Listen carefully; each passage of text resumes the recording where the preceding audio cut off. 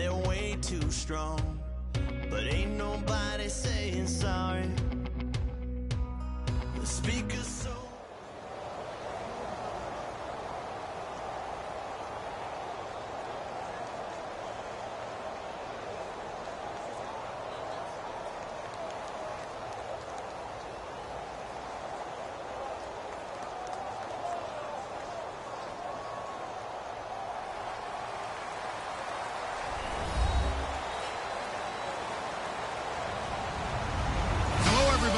I'm Larry Ridley, and this is Madden 17 on EA Sports. Anticipation is mounting for today's game, and we've got two quarterbacks looking to make an impact. It's Roethlisberger's Steelers going up against Ryan's Falcons. So let's get over to the ATL, Atlanta. Standing by our commentary team of Brandon Godden and Charles Davis. Thank you, Larry. From the home of the Falcons since 1992, there's a look inside the Georgia Dome, just on the outskirts of downtown Atlanta. Straight ahead, we've got a good one on tap here between the Pittsburgh Steelers and the Atlanta Falcons.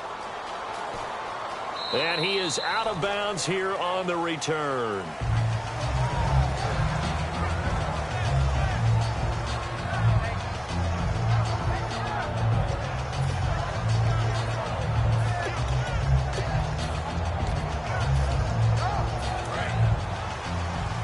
And the D-line pinching together must be expecting the run.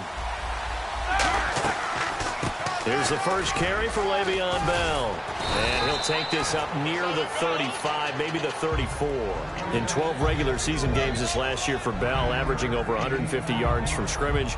First two games in the playoffs were great, but, you know, getting injured in the final game probably leaves a bad taste in his mouth. Leaves a bad taste, gives him fuel for the next season, though, because remember, for the last few years, he hasn't been able to play a full season for various reasons.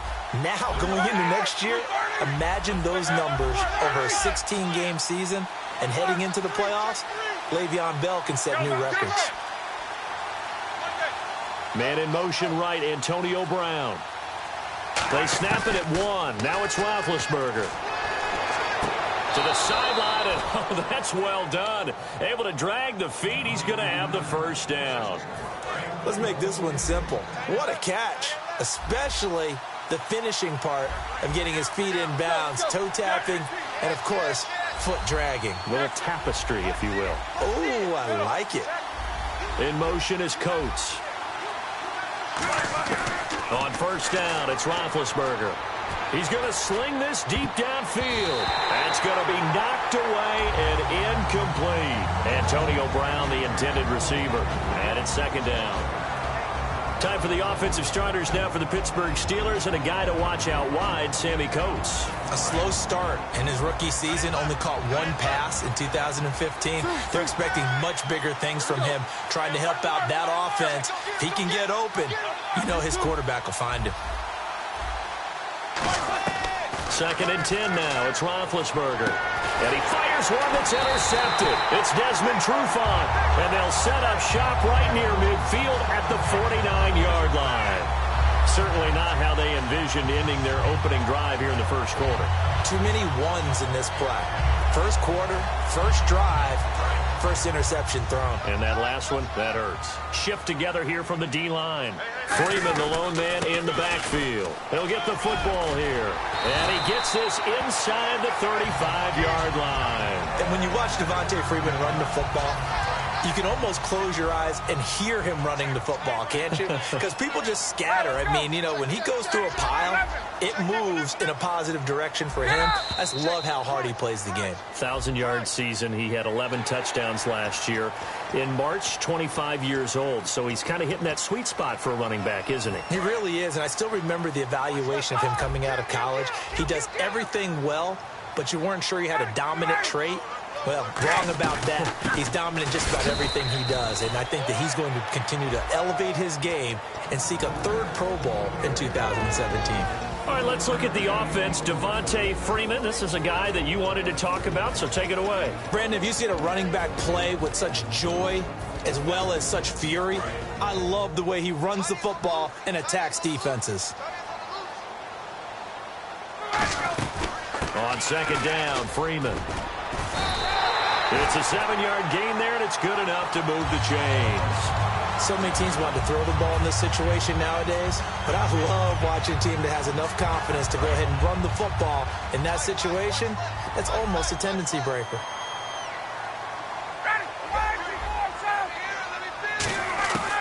On first down, Ryan. That is caught inside the 5. That one good for 17 yards, and now they've got it first and goal.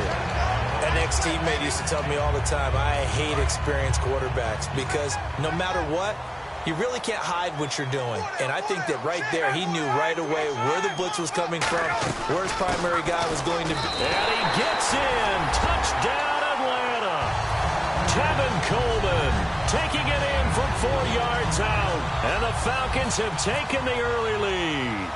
And they're able to run it in. It started with a battle in the trenches. They won there, and they got in for 6 points. And that's going to be a tough one for the defense to deal with. They've got to go to the bench now and figure out how we're going to slow down this running game, because on that particular play, they had no answer. And a fair catch signaled for and taken successfully. And Pittsburgh getting set to take the field. And following the interception, just any interception, are you a little bit more cautious when you start that next drive, or no, you just throw that out the window? I think you are. I don't think that there's any way you can run back out there and go, totally didn't affect me. Let's just go ahead and be loose with the football again.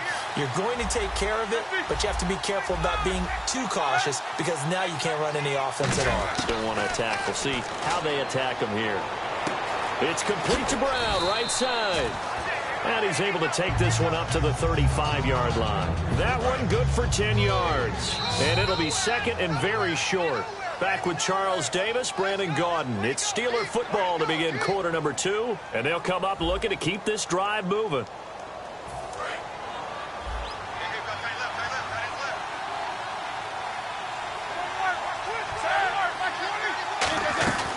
On second down, it's Bell. And he'll be brought down right at the 45-yard line. We'll give him 10 yards on that one, and that'll earn him a fresh set of downs. How many times do we say in this game that speed kills, and it does it in so many different ways? In this case, you got a back who's quick and shifty. Can make moves, make people miss, but also gets to and through a hole before it can close down. That's some of the benefits of that speed, not just outrunning people in the secondary. That led to a really nice gain. A really nice pickup of 14 yards, and it moves the sticks. Quarterbacks love slant routes because the receivers are breaking right into their line of vision, and receivers love them as well because they're getting the ball on the move and able to catch it and try and get upfield and gain additional yardage. And no escaping this time as he'll go down. They got him for a sack. And we say it all the time, have to be able to get rid of the ball sooner than that. You have to help your offensive line out. They're going to protect you as best they can. And if you're getting 3 to 5 seconds to throw the ball, they're doing a really nice job. But when you hold it and give up a sack, you're really almost discrediting their work. And Bryant's got it over the middle. A good pickup there, 18 yards as they get closer for third down. And now the passing game here in the second quarter starting to heat up a little bit. Don't you feel the rhythm starting to happen, right? You see it. Now the confidence is starting to rise. I think now as a play caller, because that has happened, you lean on it a little bit more. You don't go totally away from running the football, but you do say, guess what? We can throw it. We can throw it well with a whole lot of confidence.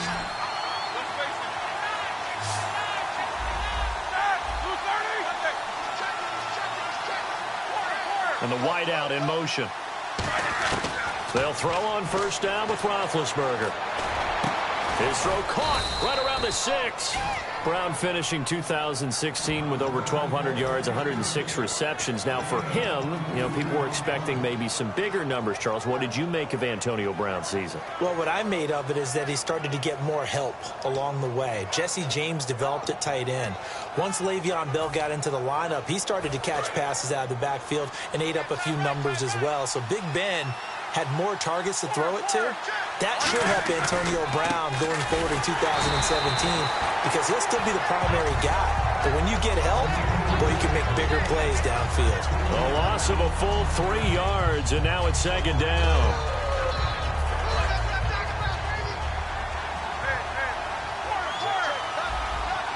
They come up in an offset eye.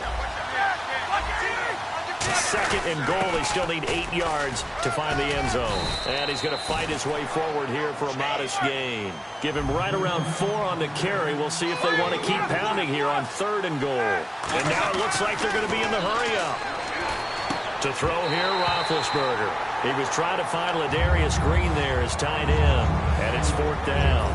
After all the preparation, all the practice, a play like that will absolutely break your heart. They had everything they wanted, just unable to complete it. In the end zone, a big-time drop.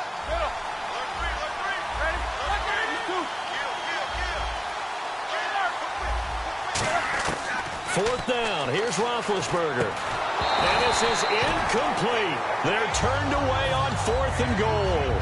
And the Falcons able to muster together a goal line stand. Atlanta now coming out on the field. And we'll see how this is played. Offensively, they've got the lead. Not a whole lot of time left. What do you think, Charles? Well, it's tempting to try and add to your lead, but a mistake there, that could change things in a big way. I say go ahead, take the knee, get on out for the half. Again, they'll run with Freeman. And not much here. Now the Steelers put a stop to the action with a timeout defensively. It's just their first, so they'll have 2 remaining here before we get to halftime.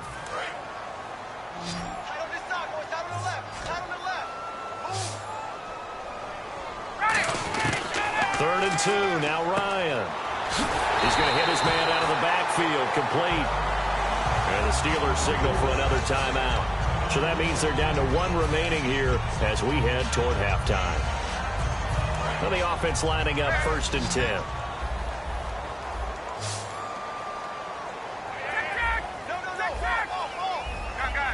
And he motions the wide receiver. They'll throw on 1st down with Ryan. Flush to his right. Now he's going to throw. Oh, this is taken in. It's complete. They give him a gain of 38. Now hold everything here. We're going to get a timeout by the offense. It's just their first, so they'll have 2 remaining here before we get to halftime.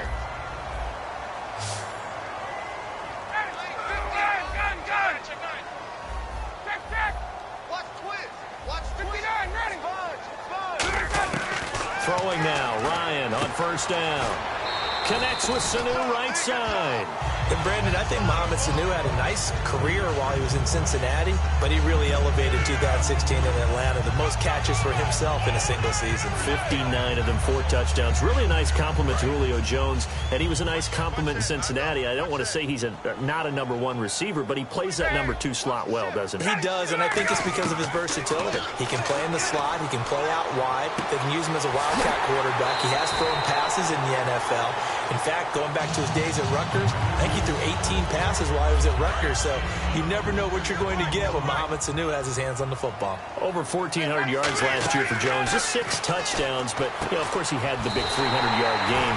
However, when he was blanketed with coverage, he always opens things up for other guys, doesn't he? He does, and that's what's benefited Atlanta's offense. Other guys were able to step up. In 2016, Mohamed Sanu stepped up and had his best year as a pro. Austin Hooper, as a young tight end, really developed down the stretch.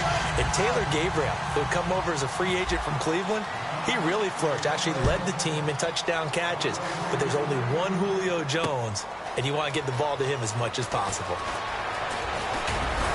And he'll be brought down at the 23, make it the 24-yard line. Pittsburgh's offense now heading back out onto the field. And from this spot in the field with the clock where it's at, you think we're just going to see a knee and that's it? And I think in this situation, that's the proper play. But we do know there's some risk takers out there that may want to take one more shot before the clock runs out. He's going to let this one go deep. And now this is intercepted. My goodness. Ricardo Allen with a pick. And his guys have got it back at the closing stages of the first half. Atlanta now coming out on the field. And you got to think, if this is anything other than just taking a knee, I'd be very surprised. Yeah, they've got enough to talk about at the half. Why do anything else? Just get out of there.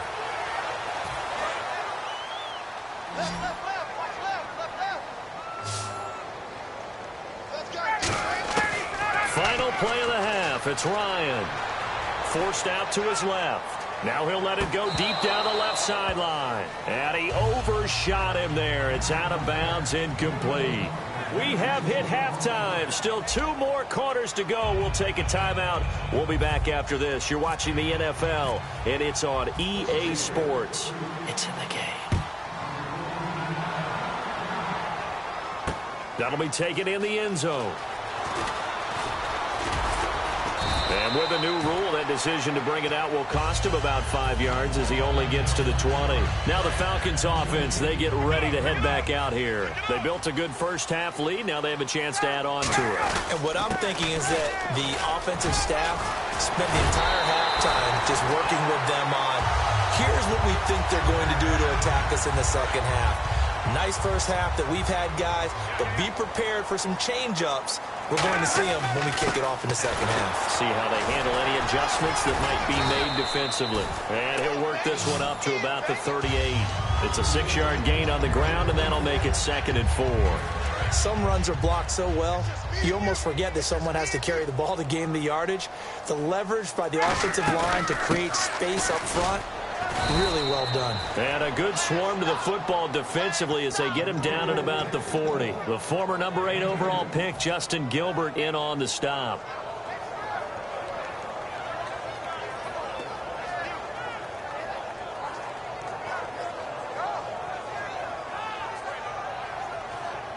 And they're just a couple of yards shy of a first down here on 3rd down.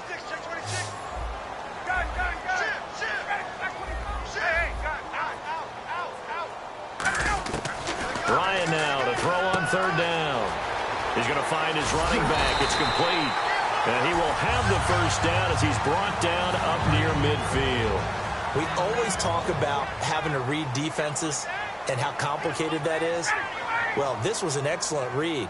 Read the pressure and got rid of the football before it even got to him for a nice game. And when they're blitzing like that, running back usually a good spot to go with the football? Without a doubt, because he's right in your sight line or he's near you.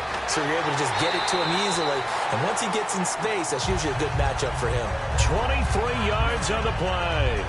And when you're playing a quarterback with some experience and some moxie, you enter the danger zone when you decide to blitz him, because if he's able to diagnose as he did on that play, he can hurt you downfield. He reads defenses so well, doesn't he? He really does, and the best part about that play for him, I don't think that was his primary target. I don't think so either. I think he had the read, figured out where the blitz was coming from, and went to a secondary target.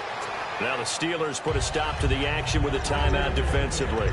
It's just their first, so 2 remaining as they burn one here in this 3rd quarter.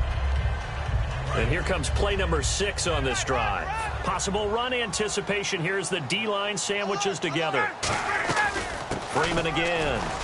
And he'll get about 5 here as he'll take this down inside the 20-yard line. This drive is turning into an extended one, and the guy carrying the ball, he's becoming more like a body blows guy. Every carry is putting some damage on the defense.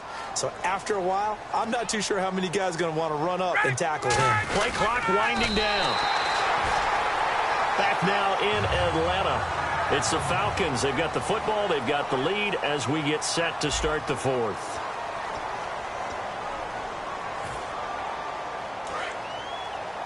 Defense showing blitz.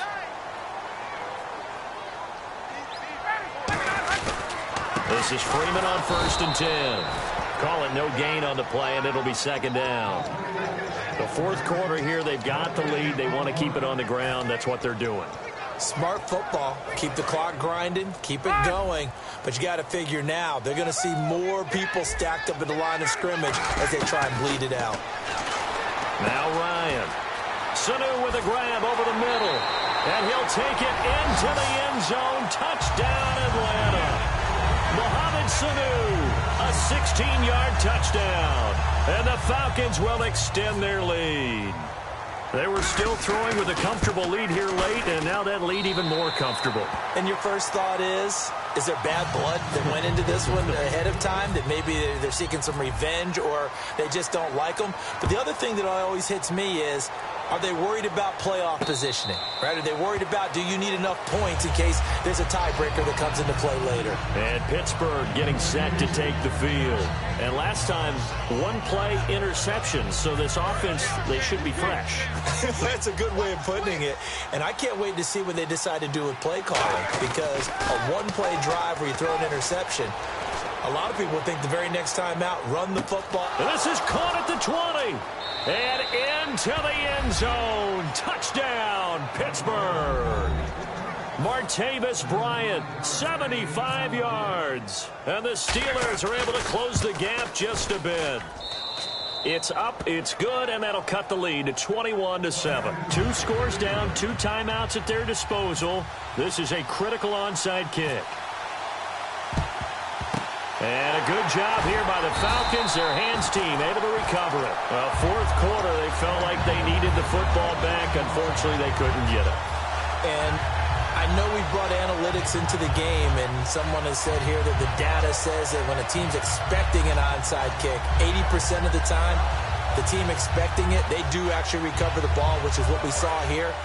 I just wonder if that number is much more of a anecdotal type of a number. Kind of like when the coaches tell us, well, when you score on special teams, 93% of the time you win the game. I'm still waiting to see that number is empirical. Just a yard on the first down carry, so it's 2nd and 9. And after the play on the ground, that brings up 2nd down here.